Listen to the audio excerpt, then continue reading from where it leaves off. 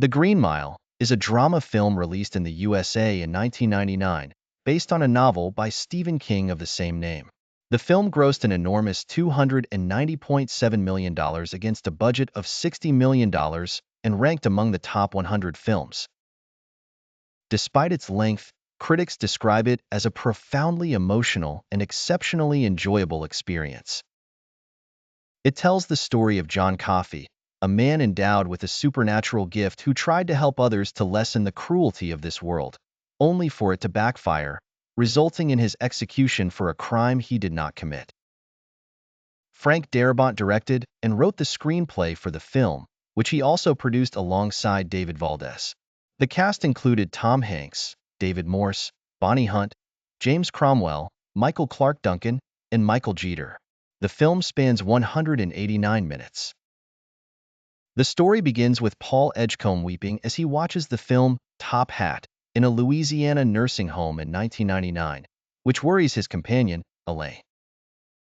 Paul reveals that the movie reminded him of events from 1935 when he was a prison guard responsible for overseeing death row, known as the Green Mile. In 1935, Paul was in charge of guards Brutus Howell, Dean Stanton, Harry Terwilliger, and Percy Wetmore at Cold Mountain Penitentiary.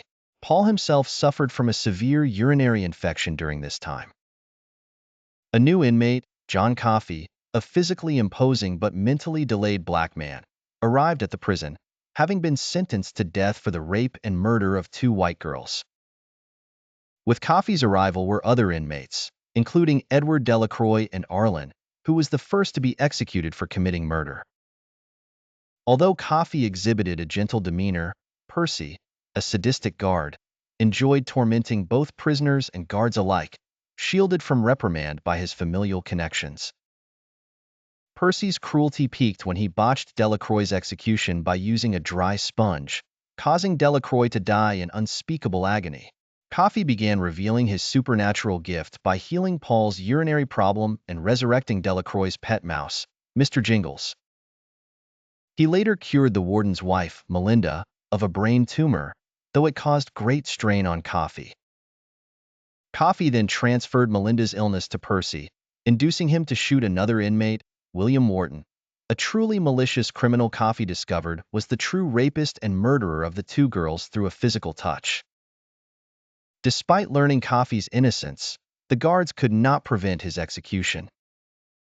Coffey consoled Paul that he was ready to leave the world, overwhelmed by the constant cruelty he sensed around him. His last wish was to watch Top Hat. His execution deeply saddened the guards and marked the final execution Paul and Brutus ever supervised, as they later transferred to a youth detention center.